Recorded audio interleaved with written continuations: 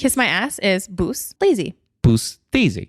Oh my God, you did it! I'm so ready. I'm so proud. Send and it me. ties in with the theme of the show. Let me tell you something. I would so happily do stand up in Iraq just to get to say that. That's amazing. I feel like they would be like, close. Yeah. It's not perfect. You're close. Brother, it is not actually that way, but you're very close.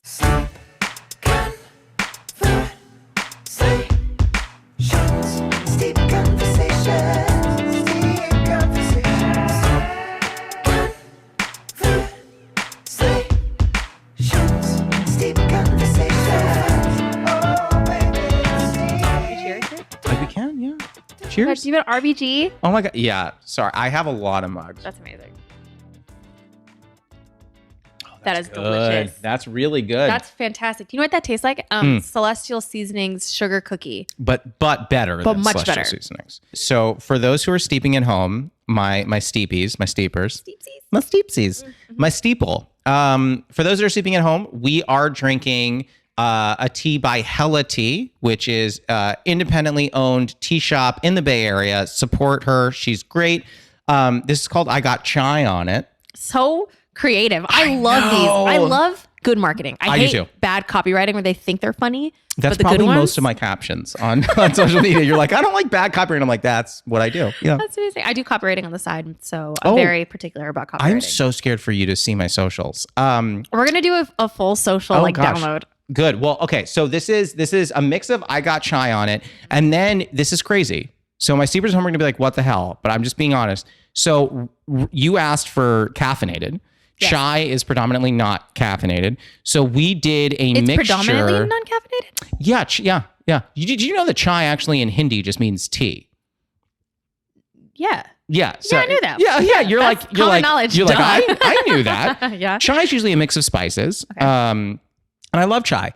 But a lot of chais are not caffeinated. So what we did is we cut this with Bird and Blend, a name that our loyal listeners have heard, is Bird and Blend with a hazelnut rosé. It's delicious. Isn't it good? It's so good. And for the folks at home, steep this at 212. This is like good for 4 minutes, I would say. And throw a little honey in the game if you're fun. And steep this, to your own delight. But don't oversteep. We are... You haven't been on this podcast before. We're a judgment-free tea zone, a JFTZ, so you can kind of do what you want. I feel great about that. Thank you for not judging me as I sip my chai. I would never. Caffeinated or not. Do you drink a lot of tea? No. I No, I do not. No.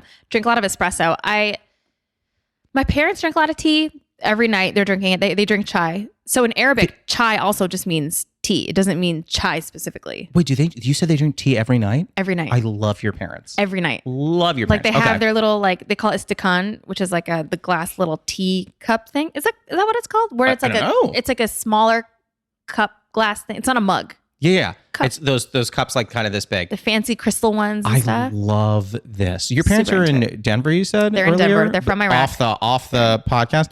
I'm gonna just fly there and just have tea with them. You should totally I really want to. My friends have been starting to meet them lately and they love it because my dad is TikTok famous. And so wait, what? My dad, so I have a TikTok. Yes. But my dad is more famous. You gotta plug it. What's your handle? It's just my name, Reem Edan, Reemedan. And my dad he's TikTok famous. In fact, for his 70th birthday this year, we made him a TikTok themed party. So we got him a shirt that says I'm TikTok famous.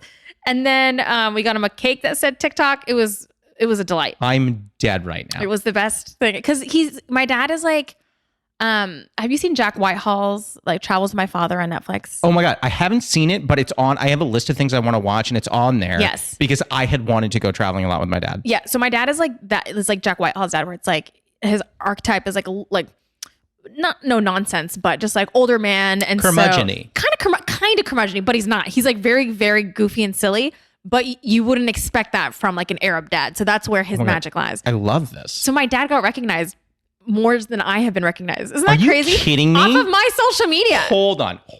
You're telling me that like someone, wherever we are, at the grocery store, on the street, went up and was like, I know you from Reem's TikTok. Yes. So my parents, listen, they're supportive and stuff. I'm dead right now. But they've become more supportive the more famous they have gotten. Recently, I think it was last summer, my parents they live in Colorado. They went to a graduation party in like Nebraska or something. Oh, wow. And this was like distant friends. It wasn't even like their close friends, I don't believe. And so I get a phone call and my dad is like tickled. He's like, guess what happened. We were at a graduation party and a man who's a doctor, he came up to me. He said, you are Reem Edan's dad. And he was like, yes, I am Reem Edan's dad. And he's like, can you believe it? He was a doctor. He was impressed that the man was a doctor. Like, I am losing my mind. He didn't know this guy. No. And it happened twice at the party, twice or 3 times. Separate groups of people, at least twice. Separate groups of people walked up to him and were like, you're Reem Edan's dad, right? I think I've seen you on TikTok because the most famous one or the most viral video I had was I pranked my parents with fart spray. And that's mean. It's fantastic. Listen, I suffered as well. I suffered directly from this. I love that you did it while you were in the room. Oh, it was really bad. I'll show you the video later. But yeah, he got recognized and they were all like, yes, we are our parents. It is us kind of thing. Oh my God. I know. I think that my mother, a lot of people would relate to my mom. Every time I like bring someone new to meet my mother, and not even romantically, like a friend, anyone, I always go, listen, my mother is very lovable and a little boo-nanners. And what's boo-nanners? Crazy town. Oh, like bananas. Yeah. Boo-nanners. She's a little boo-nanners. I always tell people this, and here's what's weird. It's the same reaction to my mother every single time. What do they say? They walk away going, "Ugh, she's the best." And I'm like, she's crazy. They go, oh, no. She's certifiable. But like, she is great. So what does she do? My best friend Dave was over. We're 15 years old, and he'd been my best friend since the first day of kindergarten. So my mother knew him very well. Mm-hmm. He mentioned that his uncle was he's like, yeah, my uncle's in Singapore for work. My mom goes, oh, does he like little boys? Whoa, no. And, no. And Dave goes, and my mom goes, oh, well, so a lot of businessmen will go to Singapore to engage in the child sex slave trade. And I wasn't sure if maybe that's why your uncle was there. That is the best use of NPR information I have ever repurposed, just straight from the radio directly into conversation. And Dave just looks at her and goes, I didn't ask. Wow. And then my mom goes, oh. And then we're all looking. And my mom goes, oh, like I'm the only one who was thinking it. Oh my God. And my dad goes, yeah, Hallie, you were. She goes, oh, excuse me. Well, pass the peas then. Oh, wait, what's pass the peas mean? She was, we were at dinner. We were eating dinner. Oh, so she was just like, I thought that was like a phrase. No. Yeah. I thought that's like it's a Jew phrase. Pass the peas. Kind of like, well, nail me to the cross then. So like my girlfriend Jess is Christian. I'm Jewish. Religion, I don't care what anyone's religion is. You know what I mean? Like, it doesn't matter to me. But I didn't realize that I have some phrases that I use that maybe are not super great, depending on how religious you are. And so I remember when I was dating Jess, right before I met her family for the first time, something bad had happened. Mm-hmm. That we were like, here in LA, something that happened. I was like, oh, Christ on the cross.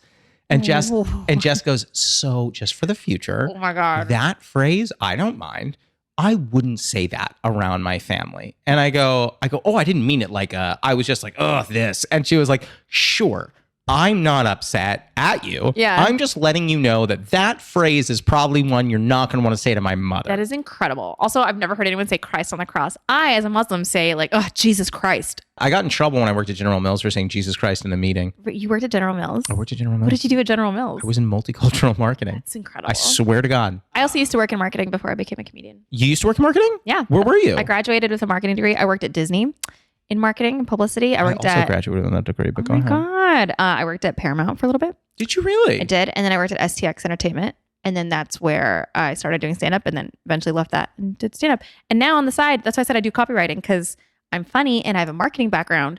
So when you put the two together, you get copywriting. I know you so much as a comic. Mm-hmm. It's always funny when you know someone in a certain way and then you're like, oh, and I also did marketing. I'm like, Yeah, I know, right? I'm like, I didn't. Well, I love like when I find out that comedians are real people too. Because I'm like, oh, so like you have a solid basis of logic and judgment. Good. They don't all have that. No. I don't know your backstory at all. How did you go from marketing to comedy? Well, let me tell you. Please.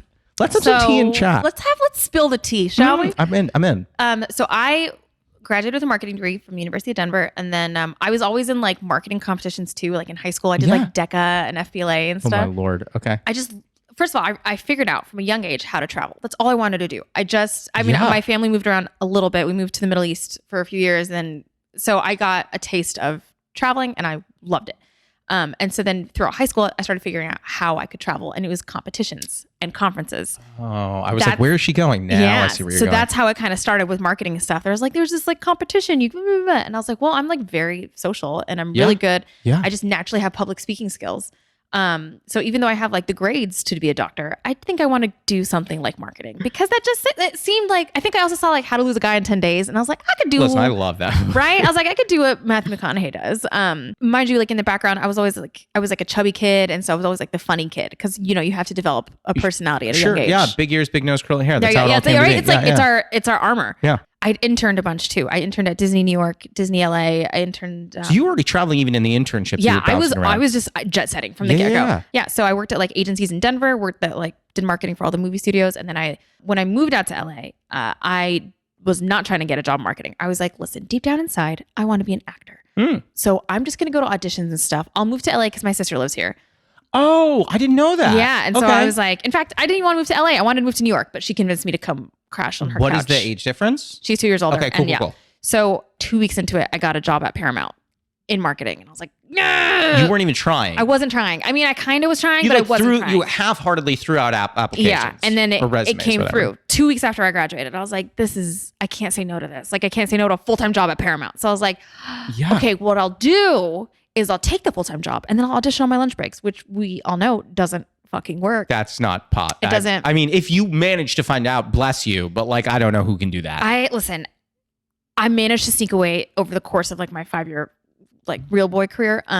And you know, I started doing the studio shuffle, as they call it, where you go from one to the other. Sure. Always in marketing. The problem is like, and this is what I used to tell people whenever I mentor kids or people have informational interviews with me. I could use a mentor. Yeah. Go ahead. Is if you move into Hollywood or whatever you want to do, just do what you want to do from the beginning. Do not do this bullshit of get my foot in the door. Shut the fuck up and just wait till you get what you want. Exact mistake. Yeah, exactly. Because you get pigeonholed. And I can't tell you, like, at first I was like, oh, okay, fine. Maybe acting isn't in the cards right now. I want to be a producer. And I kept trying to like merge over to the creative side of things. Even though I was working on studio lots, I couldn't get over it. Everyone's like, but you're a marketing person. So it was like in this like frustration of like always being in my normal life, top of my class, and like, you know, the one moving and doing internships everywhere. Yeah. And then when I'm finally in the midst of it, I'm just like stuck. And I was like, I don't understand why I can't accelerate. Which lo and behold, that is because I was in the wrong thing and I should have been doing stand-up, which is what I actually deeply wanted to do, but didn't realize was a career. I just didn't understand that you could do that. So I was at Paramount and then Disney, then STX Entertainment, and I was just like stuck in a rut. I couldn't climb the ladder. I think I was like 26. I was having like a midlife crisis of like, or quarter life crisis. Like, what am I really doing? What's making me happy? Why can't I get successful when all I've ever done in my life was be successful academically, at least? This was at 26. Yeah. That's so funny. I had mine at 27. They call it your Saturn return, actually. Is that true? Yeah. They say like when you have your Saturn return around 26, 27, you like try to figure out what the fuck you have to do. And that's where you actually find yourself. I moved to LA at 27. There you go. See, reason. Yeah. That's when I started stand up, was like 26, 27. This is so crazy. Go I ahead. know. So yeah. So basically I was just so frustrated at work and I had like a little mental breakdown. And in fact, what really brought it on is like, I've dealt with my weight issues most of my life because I was a fat kid.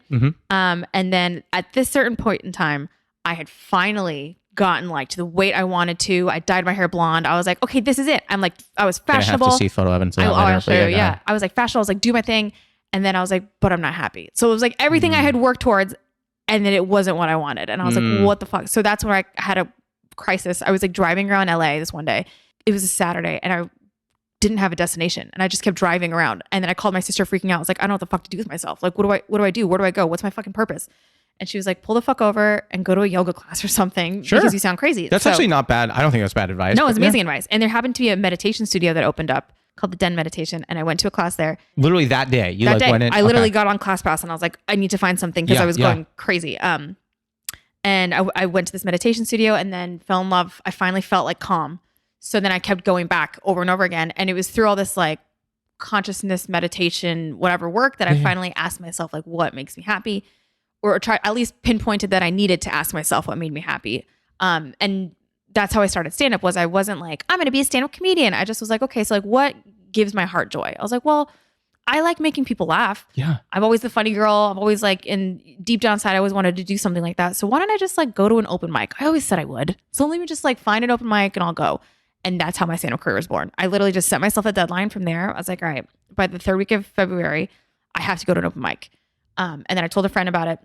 And then I waited until the last fucking day of the third week of February, the last open mic in LA, which was like a sketch open mic in downtown. Say, what was the mic? It was Dromebox Studios or something. I don't like even that. know that one. It was just like in a very sketch part of downtown, and I was like, I have to go. Like I have to make the deadline, and I did. And I remember like being at my first open mic and I was like, guys, this is my first time doing stand up. And then afterwards, I think it was Zara and Matteo. They were like, is that like a bit you do? Or it's like, my first time. And I was like, no, it's my first time. They're like, dude, no, you need to be doing stand up. It was actually Matteo because he's like, you need to get into this class. Like you actually are good at stand up. If that was really your first time. I was like, no, it was my first time. So that's how it all began. And then I took a class and then hit the ground running. I want to go back a little bit because one of the things you said was really interesting. You hit your goal weight, you had the job, you dyed your hair blonde, and you were like, this isn't what I want. I think about that all the time, which is the idea of like, are you dreaming big enough? Yep. My dad gave me this absolutely amazing advice. There was one day where we were having a conversation and there was an opportunity that was coming my way where I was a little like, ooh, maybe I shouldn't, maybe. Yeah. And my dad goes, listen, our family has an unbelievable streak of self-sabotage. He goes, specifically on my side. Yeah. He goes, my side of the family. And he goes, and I'm going to tell you why. He goes, when you have a dream, when you come face to face with that dream, whether you succeed or fail, you have to be willing to give a part of yourself away. If you succeed, you give a part of yourself away that always wanted that. Because forever, a part of yourself knew wanting that. Yeah. That piece is gone. Yeah. If you fail, you give up the piece of you that always thought that you could achieve it. He's like, so no matter what, a lot of people are scared to take the final step because they're not ready to give themselves away. Yeah. He said to me, he's like, what I can tell you is the more pieces of yourself that you can give away over the course of your life, the more you will bring joy and happiness to people around you who get that piece of you. That's incredible. He's like, I just got goosebumps. That's such good advice. So he gave me that advice and he goes, when you come face to face with things, don't be scared. Yeah. Think about how much joy you can bring and get excited about it. Because giving a piece of yourself away means that you've made room for a new piece of yourself that can come fit. Love that. Oh my God, I love that so much. I can relate to that. Isn't it crazy? Because when you were just describing that, I was like, oh my God, I've so been there. I was like writing this 2-person show and I lived in Chicago and I was like, I think this is good. While I'm writing the show, my dad dies. And I'm I'm so sorry. Yeah, was it you? What? Were you the one that killed him? Oh God, did you fucking scare the shit out of me? I was like, you're like, no? I'm sorry. No, it was. No, my dad dies in the middle of us writing the show. And then I end up incorporating it into this show. Yeah. The show was called Dating Adults Embracing Failure. And it was about first dates and breakups. And you only saw the first date and breakup of every couple, sometimes in reverse order. Yeah. And only one couple lasted. I think there were like 10 couples in it. It's been a long time. But one of the breakups, you see this kind of like weird, awkward couple and you kind of like, oh, these are really sweet people, their first date. And the breakup is he's standing over her casket. Oh, shit. And he's saying goodbye to her. And that's their breakup. I had to write this. This was due on May 4th with my director. May 2nd, my dad died. Oh my God. And so I got an immediate call from the director be like, we do not need this scene. Like, we're going to cut it. And I was like, no, like, I'm going to do it. Yeah. I said I was going to do it. I'm going to do it. Yeah. So anyway, I tell you all the story to say that this show ended up being probably the most successful thing I've ever done. Like it sold out. It was written up by the Chicago Tribune. It was like quite a thing. And I'm like, I keep having goosebumps. I'm like in this moment. I think I'm malfunctioning. Yeah, you're like it's not you. Am I just cold? I'm just a coffee person, and this tea, like this tea, really... it's messing with my mind. So I finally I have all of it, right? I'm like, man, I blew up. Like the show ended up getting published. I was like, man, I'm a published playwright. Oh my God, all this stuff.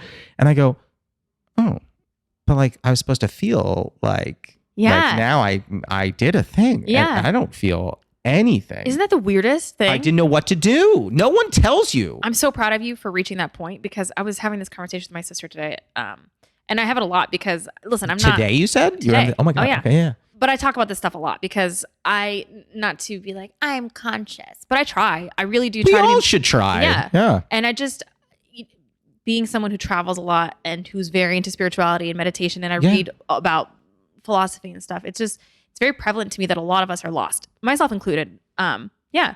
And so could use some directions, 100%. But a lot of times we numb ourselves with whatever it is you want it to be: work, alcohol, NFTs, tea. Yeah. You obsess over different things because you assign it value, and you think by assigning that value, it assigns your life value. And so you come to a point of realization where you're like, what is giving me purpose? Right? Humans need something to aim towards. And when you lack that, then you start to try to find it in other things. And at the end of the day, you come to realize it's the exact same thing, which is I'm finally here where I thought I would be. What's the next goalpost, to keep myself distracted from the reality of suffering? Yeah, it's so interesting. So I remember I got the phone call letting me know that play was getting published. Yeah. They were like, hey, like, you know, the deal went through, the publisher signed on, your advance is coming, That's blah, blah, so blah. cool. And I was like, whoa. And then I turned to the person I wrote that play with, and I was like, cool. So I was thinking for the next one. Yeah. And she goes, hold on. Yeah. And I was like, what? She goes, so that just happened Yeah. about 45 seconds ago. And I was like, She's like, and you're not celebrating, you're talking about what the next thing is. Yeah. And I was like, well, okay, like we could take a minute or two and like really, and you know, and she Have goes, some tea. yeah, like we'll have some tea and like be like, this was cool, and then move on. And I've had multiple people say this to me, so I don't want to attribute to any one person because one of my friends is going to be listening being like, I said that also. But I've had multiple people who have essentially said like, if you are solely focused on your ultimate end goal, right? Whatever it is, you want to win an Oscar, you want to be on SNL, whatever, you want to have a stand-up special on HBO. If you're focused on your end goal the entirety of the time, and you don't take time to acknowledge the victories you've had, the victory you eventually have will feel wholly meaningless because you haven't acknowledged the triumphs that have led to that experience. Yeah. So, and I'm so guilty of this. So by the way, anyone who's like listening at home who's like, oh my God, I don't do this. I don't do it either. I'm horrible about this. But like, I think sometimes about the idea of like find meaning in the little victories. Yeah. And it's just as much about the rejections too, because I learned very early on in this industry. I swim in those. Yeah, you have to be okay with them, and you have to like not let the highs be too high or the lows get too low. Like that's truly the only way to survive in this industry. I remember too, I was so suffocated at my last job. I was like at that point where I was like, I need to do stand up. I need to do writing. Like I know I'm good enough. Why am I working at in a writer's room or doing something else? Yeah. And it was just like those final few months. I landed my dream job. I was going to be a writer on Family Guy. And then, oh my gosh. Yes. And then that deal fell through. So I went from like the highest of high to, I was like, I'm going to set this place on fire and leave. Woo! Until like, oh wait, I didn't get the job. And going back to like feeling like a piece of shit.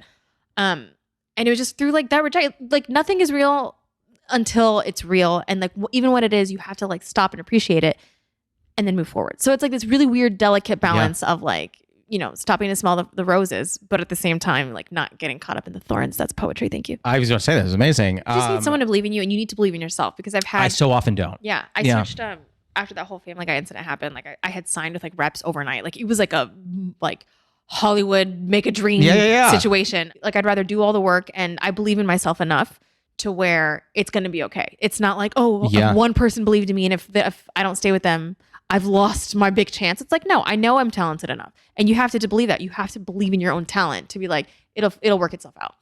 Well, the great thing about having a supportive partner is like between Thanksgiving and Christmas, we did a thing because I asked her to where every night we would rip off a small little, tiny little piece of paper and write down one thing that we're grateful for. And then we would fold them up and put them in a bowl. And then on New Year's Eve, we would take them all out and take turns reading them. Oh my God, I love that. Yeah, so we did that. I'm gonna steal that. One of the things that I wrote on mine was I'm grateful for the times you believe in me when I don't believe in myself. Aww. Because that's really important. Because no matter how much we believe in ourselves, there's always that moment where someone's just like, oh, I suck. Yeah. Okay, so I'm going to use this as an opportunity to take us to our first segment. Are you ready? Woo, let's go. This is called the Newly Friend Game. It's like the Newlywed Game, but we're friends. And we're not married as far as I know. We'll look at the record books. Okay. I typically will do a question for you. Then we'll each write down, see if we have the same answer. And a question for me. We'll each write down, see if we have the same answer. We're going to do that this time, but I'm going to let you know we're both going to have the same question. The question is, and then later we'll do it for me. Yes. What was your favorite breakfast cereal? This is such a General Mills question. Growing up. Okay. Well, I got to tell you, your shirt says Lucky Charms, so I'm intrigued by it. Yes, it does. Oh my God. I never really buy the shirts. I'm sorry, read the shirts that I buy. I respect that. Okay, hold on. So you know some things about me. You knew that I was a fat kid. We talked about that. You mentioned that. So we know it wasn't shredded wheat. I'm going to tell you this. I'm going to be honest. If you said shredded wheat, I'd kick you out. Okay. You ready? Flip your board on 3, 2, 1. Cocoa I didn't get any of them. That's wow. Okay, so I wrote Cocoa Puffs, which That's I thought so was racist a good of you. guess. No, you said what? I'm just kidding. I was going to be like, you said you were a fat kid. I was like, Cocoa Puffs, kidding. And then I said, I thought you'd also like Honey Nut Cheerios. Why would I like Honey Nut Cheerios? I just told you it wasn't healthy. Honey Nut Cheerios are not healthy. I worked at General Mills. I'm telling you right now, that's not a healthy cereal. You're right. Reese's Pieces. Do you mean Reese's Puffs? Yes. Yes. Okay. So Reem wrote. Also, hold is that on. how you write Reese's? I've never spelled. No, it's an S, isn't it? It's an S. Hold on, wait. So I want to tell the listener. So you wrote. Hold that up again. So Reem's primary choice was Reese's Puffs. Her second. Oh, I forgot about Cookie Crisp. Her second choice was Cookie Crisp. And they had such a good commercial. Cookie Crisp. Oh, yep. Mm-hmm. And Fruity Pebbles. Love them. Oh my God, I love. Also, I'm a mushy cereal person. I don't know if you are. I don't even know what you mean by this. So like you let this. You let it. I let the. I'll put it in tea terms. I let the milk and the cereal steep. Oh, you Looney Tune. I Okay. steep them until it's mushy cereal. You know what's funny? So I always tried to get my mom to buy me Reese's Puffs, and my mom was like, "How much money do you think we make?" And I was like, "Reese's Puffs cost like $3 at the time." When I'm a kid, my mom was like, "There's not a generic version of Reese's Puffs." Yo, we would go generic all the way, and we would have to like fight. Also, I used to love Lucky Charms, but then we found out that the marshmallows have gelatin in them, and we don't eat. So I don't eat gelatin either. And I got to tell you, the number of places that you go to order any meals, go to restaurants, especially desserts. Yeah. So many have gelatin. I know. I found out as a fat kid. I knew. My parents, they eliminated Lucky Charms. Mm-hmm. They eliminated all the marshmallows. Whenever I'd go to like camp activities, I couldn't eat the s'mores with them knowing. I'm going to say this. This is going to offend a lot of listeners. I don't like marshmallows regardless of gelatin or not. I don't like a marshmallow, but I will not eat gelatin. And I got to tell you, there's a bakery in LA. Well, it's a chain, so it's probably in other places, but it's called Coco's Bakery.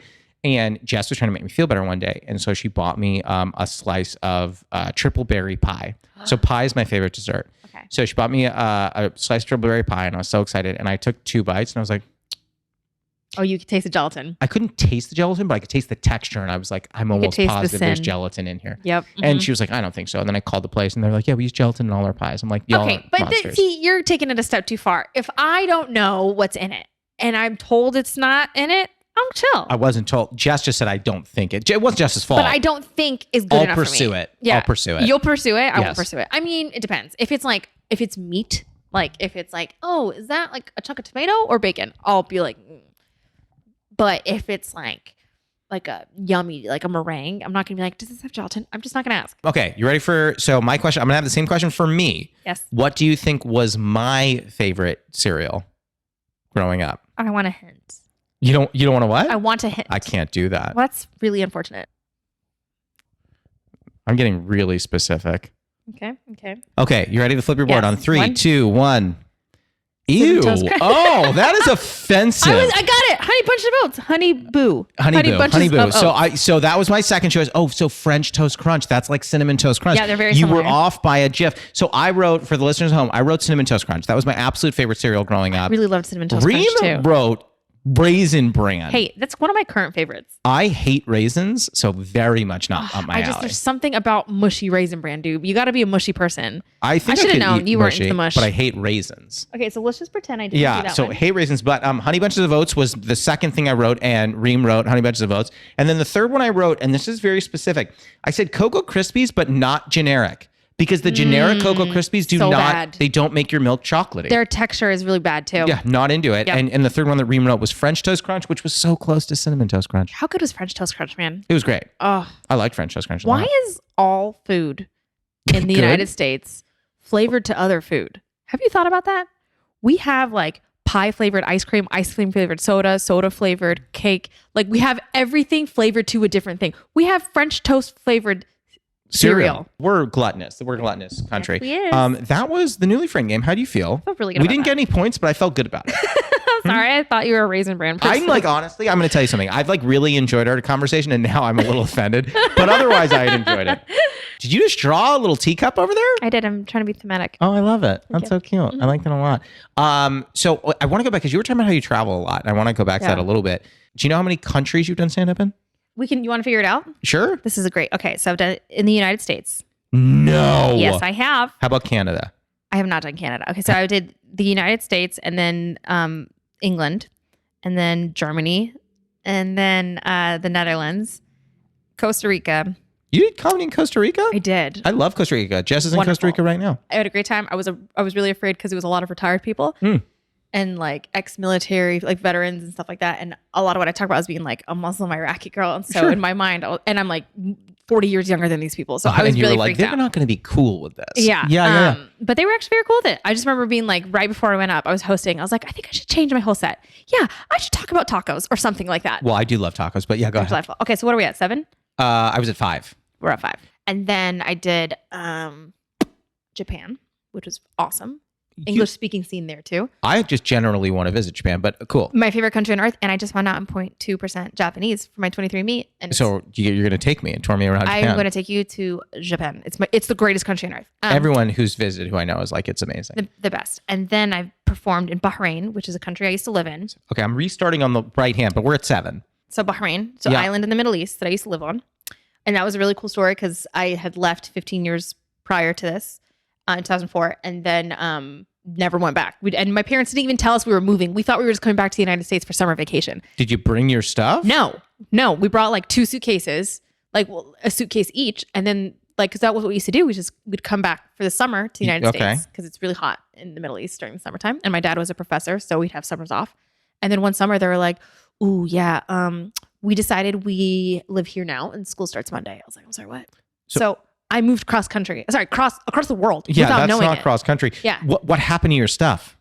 So one of my parents had to go back. It gets crazier, actually. The story gets crazier. So not only did this happen, mind you, I moved to the Middle East a week before 9/11. So it started off on the wrong foot. How many crazy things? Next you're going to be like, okay, and then after that, we were famous and Jake Gyllenhaal moved in. That's why this is insane. It's crazy. This is why I have such a hard time writing stand-up because I usually talk about shit that just happens to me.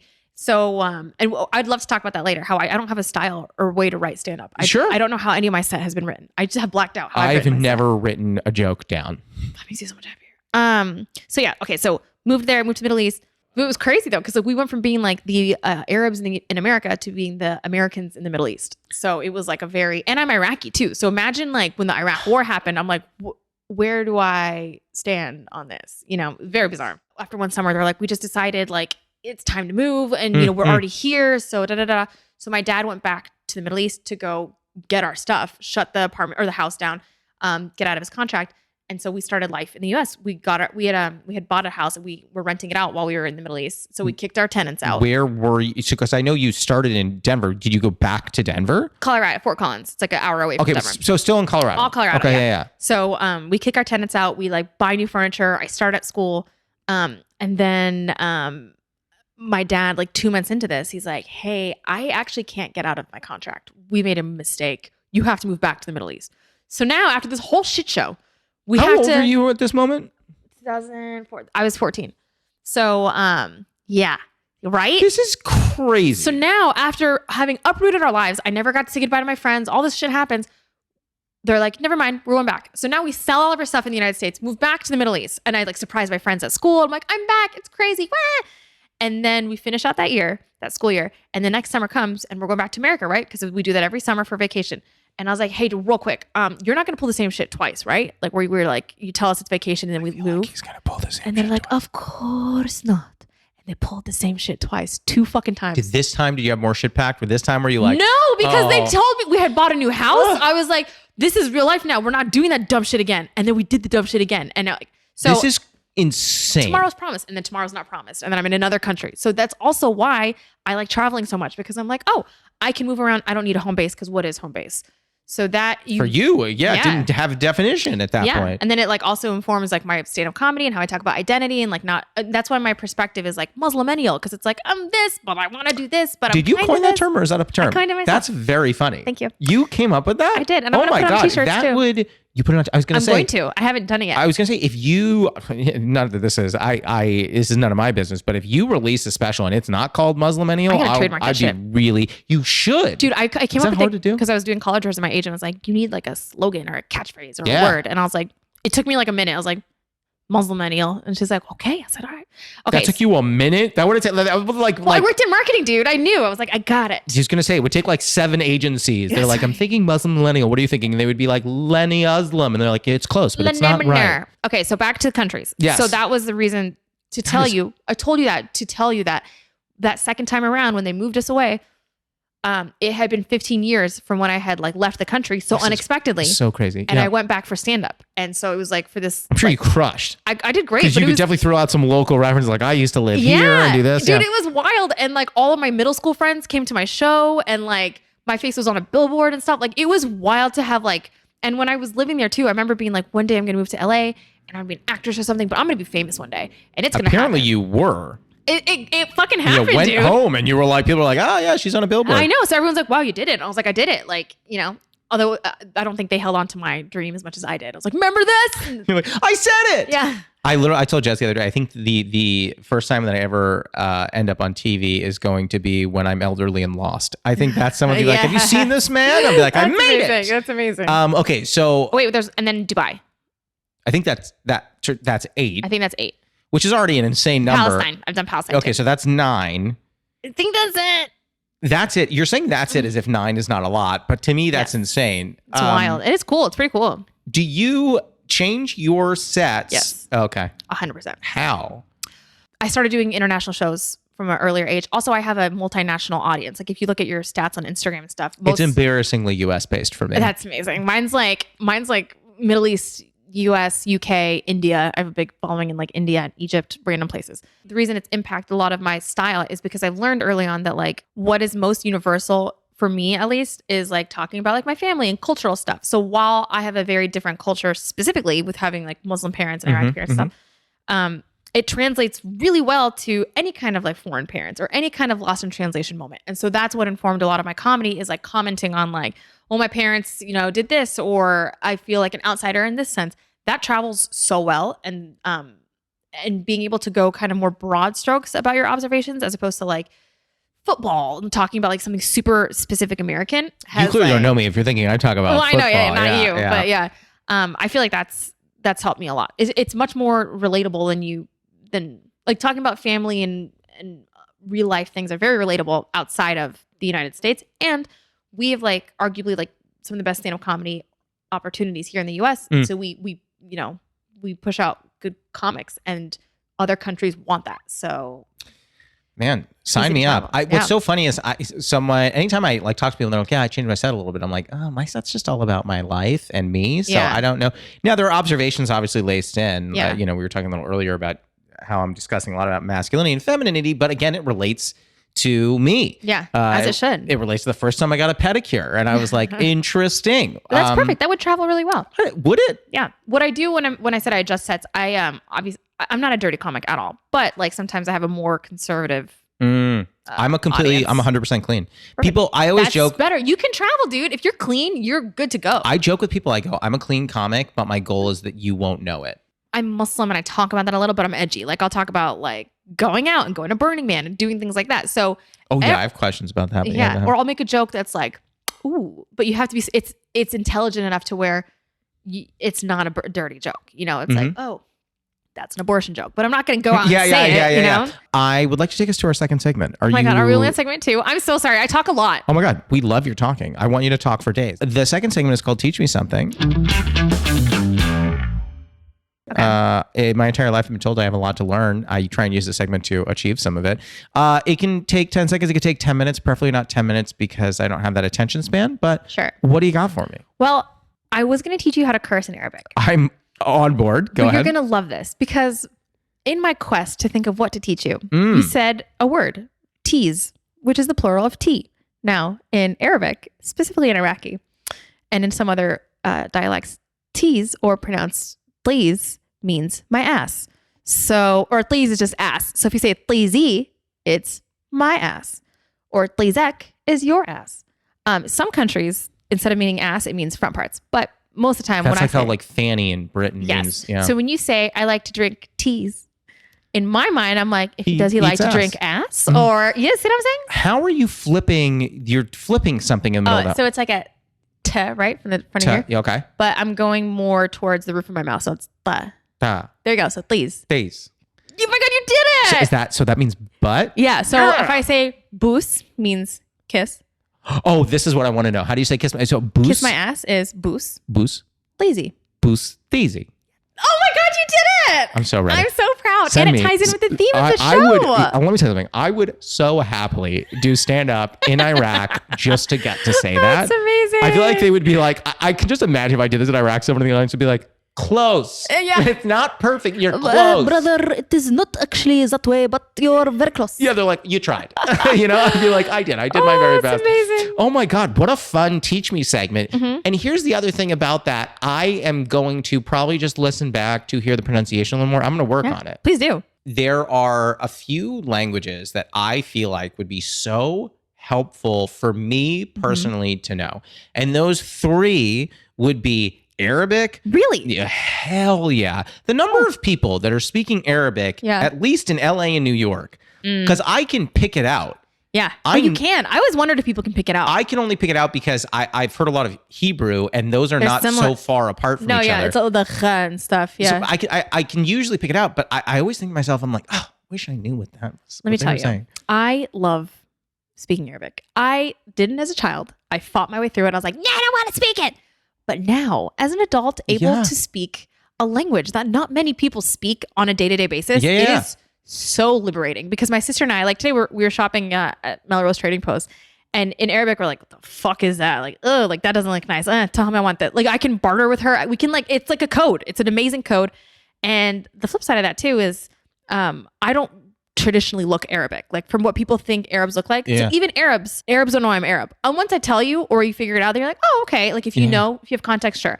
But if you don't, like 99% of the time I get away with it. So they will talk Arabic about me in front of me.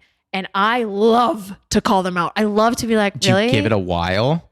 Of course I do. Yeah. I like wait till they dig themselves a hole. And then I'm like, yeah. And then they're like, oh, what? How do you speak Arabic? How do you know Arabic? What? It happened like last week. I don't have the ability, if someone's talking shit, to be like, oh yeah, can't do You it. can speak Spanish. I can know if someone's talking shit about me in Spanish for sure. But like, I don't know enough to in a cool way say in Spanish, be like, oh, you big dog and a big dog? That's funny. Right? Like yeah, I can't, I could directly translate that, but that's not what it is in Spanish. Yeah. But the other language that I really, so that the three were Arabic, Spanish, I want to get back. I used to be really good and I lost it, but I like to get back. The third language, you're going to think this is really weird, but I'm going to say this anyway, because this is the language I really, really, really want to pick at, is sign language. Smart. Because you're talking about talking in front of people. Yeah. Oh man. Also, I will sometimes, like this is again, when I used to sing a lot, but even in comedy or when I'm podcasting, if I need to go on vocal rest, how easy would it be if just like, what do you want for dinner? And sign it to me and I could just sign back. And it's just like a really nice. That's great. I want to learn sign language. A friend of mine in college, there was a talent competition, freshman year of college. And he got up and did a choreographed dance to I Want It That Way. Oh, no. And signed the whole thing. Oh, my God. And he won. And I was like, man, where did you learn sign language? He goes, I didn't. Oh, my God. I go, wait. So he goes, yeah, no, none of that was correct. And God. I go, do you care? And he goes, no. Oh my God. This is so funny. He's like a very funny guy. So like I really respected it because I was like, he's such a funny guy. Did he piss off the hard of hearing community? No one knew. Oh my God. But here's a fun side note. He lives in Denver. Wow. There it is. Wow. It all just ties right into each other. I know. Sorry. I know we're running long, but I did want to ask you to go back to, there are two things I want to ask you, and I swear we're going to get to the final segment. I'm chilling. So I took a little perusal through your IGs and noticed that you've done Burning Man. Yes. Overall questions, what attracted you to it? Was this part of your meditation journey? Like, tell me a little more, because I've never been there and it scares me. Burning Man is my favorite country on earth. It's the greatest. Do they consider themselves their own country? No, I call it that because it's remarkable. Where do I even start with this? I have written articles about Burning Man. I tell people about it. Tell the listeners, where do we find these articles? So that one is on a platform called Sway, SWAAY. Cool name. Yeah, right? So Burning Man, the reason it's so fantastic, it's not a music festival. Everyone thinks it's like Coachella, like a week long. It's not at all. I thought it's like people are like bringing their wares and like trading stuff. And it's like, I don't understand it. No. So it's a 7-day event that takes weeks to build. And basically an entire city is built in the desert in Nevada. And when I say city, I mean infrastructure, postal service, like hospital, everything. They built a hospital? Yeah, there's a hospital. I had to go there one time. Oh fucked up my elbow. gosh. Well, I'm glad you're still with us. Oh man, I saw some shit in that hospital tent. So thank you. So basically it's like a utopian society that's built that only lasts 7 days. And that's why Burning Man, like when they burn it all down at the end, is because it is an experience in art and culture and music and like humanity that only lasts for a certain amount of time, is burned down at the end so that you were present and are just like the truest version of yourself.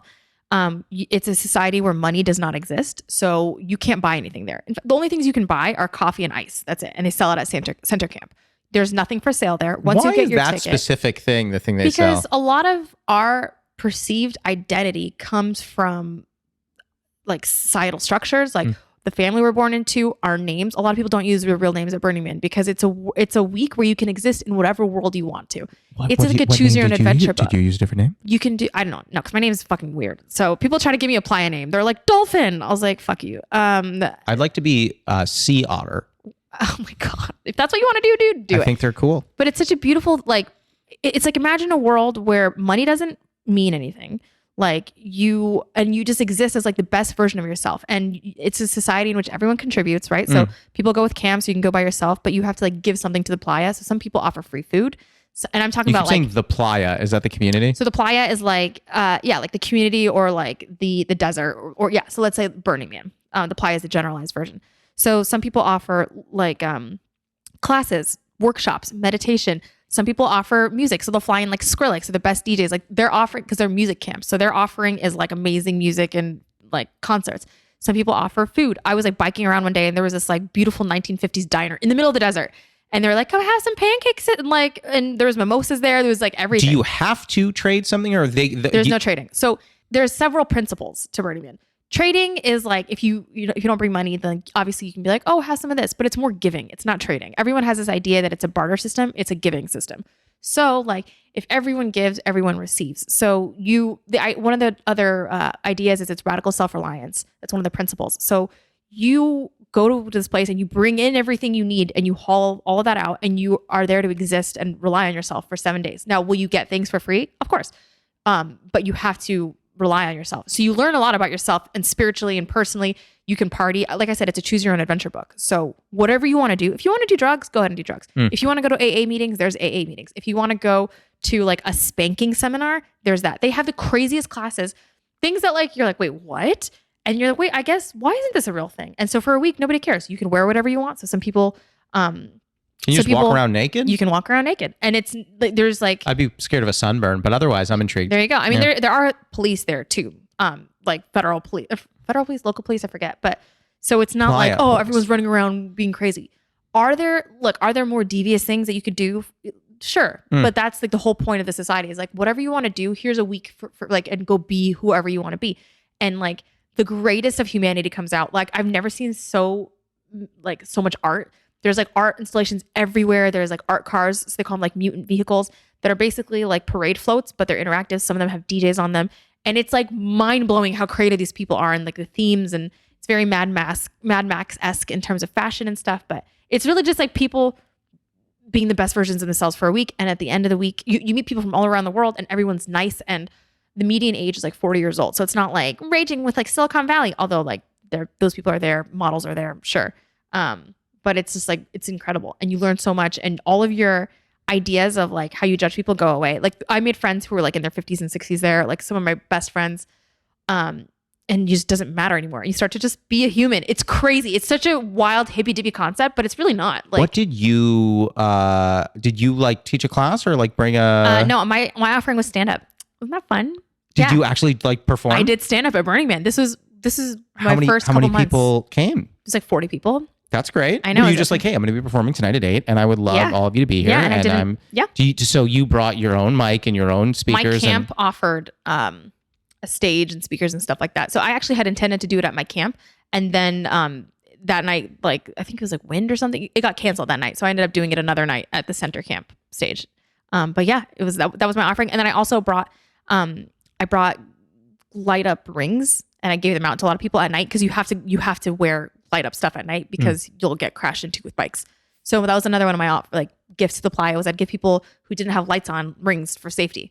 so that they would light up. It was really cool. You know what is interesting? So as much as the two questions I asked you earlier seem different, now they actually feel very related to me because Yeah. this is all about identity. 100%. I think I had been doing stand-up for like 2 months when I went to Burning Man, and I went alone because I had been talking about it for years. I knew it was like a spiritual thing, but This was not the camp time. This was a different time. this is the first time I went to Burning Man. Okay. And it was with the camp. But when I say I went alone, it was like I didn't have friends with me. I went with a camp. Okay. But I went like I hitched a ride with some people I hadn't met before. Sure. Like, Sure. and it's a very arduous planning process to get to Burning Man. It's not like, and then I packed my bag. Like there's no stores. You can't drive out. Like whatever you bring in is what you have, including your water. You have to like go to that length. So I had been trying to get my friends to go and nobody wanted to go. And this is the exact same time I had that whole spiritual breakdown and whatever. And so going into Burning Man, I had two intentions, which are so crazy, but it ties into everything. One of my intentions was to figure out if I actually believed in God or not, because I grew up Muslim and stuff. And I was like, but do I really, like, am I just following? Yeah. And the other intention was to figure out if I, like what I wanted to do with my life and if it was stand up. And at Burning Man, the time that I went alone, I found myself, because I didn't used to talk about my identity as much in my stand up. I was kind of all over the place. And for some reason, when people would ask me where I was from at Burning Man, instead of being like, oh, LA, I was like, well, I'm Iraqi, which was a weird way to answer where are you from. I was like, well, my parents are from Iraq. Yeah, it's great. Yeah. And for some reason, I just kept bringing that up. Like there was something inside me that just was called to keep talking about it and introduce myself to strangers who had like, I was like, you need context. Let me give you context. And so it was through that process that I started like really thinking about my identity and like dealing with trauma. But like figuring it out. And it was never a big thing to me. It really wasn't. I didn't used to talk about being Muslim or Arab or Iraqi. It was a part of me, but I didn't really understand it. And so at Burning Man, it came out. And that's when I was like, oh my God, like I need to explore this. Like you didn't know how much it meant. Yeah, it meant so much to me. And so that was how I started dealing with my identity, was through my stand-up. And it was at Burning Man that like, I also wanted people to know that I was a comedian. I was like, you have to know this. Like, this is a part of me. And then I was like, okay, I think I want to do this. Like, and that was the moment I decided to become a stand-up comedian for real. So it all tied in. And then I left believing in God. This whole situation happened. And if there were ever the best story in the world to end an episode on, I feel like it's that. Well, that's incredible. I mean, we just have to go to the lightning round. That is, what an incredible answer. Are you ready for the lightning round? Yes, let's go. Wonderful. We'll cue the music. It's 5 questions. It's a lightning round to say they're fast questions. They don't have to be fast answers. Take as much time as you need. I like to put on an index card. Makes me feel like I'm a late night talk show host. I'm into it. Okay. Question 1. What is a favorite ritual of yours? So for mine, it's making tea. What would be one for you? Meditating before a show. Lovely. How long do you do for? Like 5-10 minutes. Lovely. Especially if it's a college show, I got to do like 5-10 minutes because you're doing an hour. So you got to like center. You doing any crowd work at a college show? Yeah. Oh, yeah. My first college show. Yeah. I learned crowd work at a college show because I didn't know how to do it previously, which is so. You're so. I'm naturally good at it. I was gonna say you're very amicable. Like I'm shocked that you wouldn't just have a chat. I think I was just in my head about it, and then I went to my first college show and I forgot every joke I'd ever written, and I was like, and you're just like, so you like your sweater? Let's talk. Let's talk about that. What class are you in? Wow. What's your favorite meal on campus? Exactly. Okay. Question 2. Yes. What is a running bit with a friend or partner that makes you laugh? My sister and I, we were driving back from Lake Powell to LA. And we stopped at this like podunk town, and we were sitting in the car just right outside a gas station, and we watched these 2 cowboys walk up to each other, and they're very like rugged, hardened men. And one guy goes, "You Randy?" Another guy goes, "I'm Randy." "You Bill?" He goes, "I'm Bill." And that has been a running joke for 2 goddamn years. It is so funny. I would just like be with my sister, and I'm like, "You Randy?" She goes, "I'm Randy." "You Bill?" I say, "I'm Bill." I don't know why. It's so funny. Dying to have been there when this happened. Were they like, when you say cowboys, I mean, were they like wearing like hats and they're wearing hats and buckles and boots? Come right up and say, it was just, they were so monotone and just like, "That's who you are. That's who I am. That's what I do. That's who I am. That's what I do." Well, they must have like met off Craigslist. I don't know what's going on, but it was beautiful. I don't know if cowboys are on Craigslist. I'm sure they were selling a tractor or something. Like Dwayne's List. Probably. Mm-hmm. Yeah. Question 3, and you kind of already did this, but I'm going to ask it anyway. Question 3, can you do an impression of one or both of your parents? Yeah, but you know what? I'm so good at impressions, except for my parents. My parents. You did a great one of your dad already. You don't know my dad. He doesn't sound like that. Okay. So they're always like, "I don't sound like that." And I'm like, "Yeah, but I can't do your accent. I can do anyone's accent. But you can't. Does your mom have a thicker or less thick accent than your father? They don't even have this thick of accent. Oh, the way you did it sounds very thick. Hold on. So my mom's like, it's different when I can tell that she's talking in front of like Americans or what, like English speakers, because she'll be like, I want to do this. Okay, yeah. All right. She code switches. Yeah, she's like, okay, yep. I'll see you home later. Okay. Now I can't do it. Well, listen, it's okay. Question 4: have you ever experienced imposter syndrome? And if so, was there a particular moment that really rings to you about it? I think I recently started getting over my imposter syndrome. Mazel tov. I'm not there, but I'm with it. Yeah. When I first started writing, when the whole Family Guy thing happened. Yeah. I had complete imposter syndrome. I was like, are you, what? No, me? No. And then it fell through and I was like, gal? see? I don't think so. I told you she was an imposter. Another good one. Thank you. Yeah, a lot of times, like when I would get flown out to international shows, I was like, they don't even know I'm not even that good. Wow. They just think I'm good because of social media.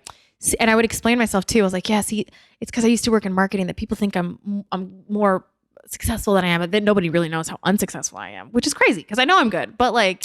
But your success is all in your own eyes. I mean, yeah. You can't control the perception of anyone. And if they choose to perceive you as someone who's funny, what are you going to go and disagree? You're going to be like, that's true. Well, I know you think that you like me, but I want you to know that you don't. 100%. Like, yeah. I tend to get imposter syndrome when it's like a fundraiser show or something that feels more like specific. I don't know how to explain this. Like, I won't raise money for children. I'm not that good. Yeah. Exactly. Yeah. That's what I'm like. You think I'm a professional. I'm not really a professional, but I am a professional. So I don't know what I'm. There is a wonderful comic named Jet Eveleth, and she was a sketch performer in Chicago. She's incredibly talented. I think she lives in Portland now, but she's truly one of the best improv and just comedic performers I've ever seen. Yeah. And I was chatting with her, and she goes, "What is your dream?" I said, "My dream is to be a comedic writer and performer." And she's like, "Oh, that's awesome." She was like, "That's really cool." She said, "You're at Second City, right?" I was like, yeah. She's like, "You're on one of the house teams?" I was like, "Yeah." She goes, "God, how often do they make you perform?" I was like, "A lot." And she was like, "How many sketches do you have to write a week?" And I was like 3, 4, like a ton. And she's like, "When you're not there, you're at IO, aren't you?" I was like, yeah, I perform a lot at IO. She's like, yeah. Doing a lot of improv there. You can perform a lot there. I said, yeah. And she goes, "And I think you write a bunch of pilots, don't you?" I was like, "Yeah, for sure. Yeah, I write a lot of those." And she was like, "Okay, so you said your dream is to be a comedic writer and performer. Anyone around can see that you are a comedic writer and performer. Yeah. One day you're going to catch up with everybody else's perception of you, and it's going to be a really good moment for you." Wow, that's incredible. It was amazing. You get really good advice, dude. Yeah, right? This is amazing. I mean, I don't know what Jet's doing now, but man, find her. She was so good. That's so cool. And she said it so matter-of-factly that she was very confident that that's what I was, that it gave me the confidence the next time someone asked me what I did, because she asked me what I did. I said, "Oh, I'm in sales." And she goes, "I didn't ask what you do for a living. I asked what it is that you do." That's amazing. And so the next time someone asked me what I do, I said, "I'm a comedic writer and performer." But that's the same thing that happened to me at Burning Man. People were like, "Oh, so like, where are you from?" And I was like, "Well, I have to give you the story." We're like, "Well, what do you do?" And I was like, "I'm a comedian." I had just started, but I was like, for some reason it came out. It and I was resonated. like, yeah. And I was like, that's what I do. Yep. I don't care if I'm making enough money. That's what I'm doing. Great. So, well, I think we had a healthy amount of that, but some people are like, "I'm a comedian." I'm like, "No, you're fucking not." Yeah. You're like, "Listen, I believe in this, but you specifically, you're not." I was like, "You should stop." No, never quit. You quit now. Final question. This is how we wrap up the podcast. I know you actually like tea. What is your favorite tea? I like lavender and rose stuff right now. I love that. And chai. Great answers. Thank you so much for coming. How do you feel? Thank you. I feel great. I'm sorry I talked a lot. Oh my God, I loved it. This was fantastic. You are officially a friend of the pod. I hope you come back. Thank you. I shall. And we'll have more tea. I would love that. We'll do a different one. We'll do a lavender one next time. Okay, great. That was Reem Edan. You can follow Reem on Instagram, Twitter, TikTok, and YouTube at Reem Edan. We'll be back next week. So until then, happy steeping.